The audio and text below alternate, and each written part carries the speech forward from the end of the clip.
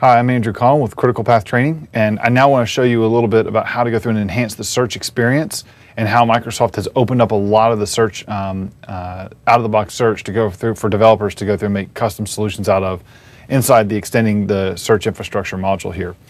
So one of the big things that Microsoft did compared to the previous version of SharePoint was that a lot of the out-of-the-box web parts that we had in the previous version of SharePoint, SharePoint 2007, they were all sealed, and we couldn't go through and extend them and create our own solutions.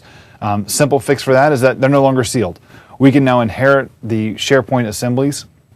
We can now inherit the SharePoint search web parts and make our own customizations to them. Another really big thing that we have inside SharePoint is that now all of the search web parts, they all interact with this thing called the Shared Query Manager, which we can also interact with as well to go through and to do additional things like changing relevancy rankings or changing certain things that we want to do inside a search. So before it was very hard to do. Now it's much easier because they all talk to the same thing that we can talk to and interface with.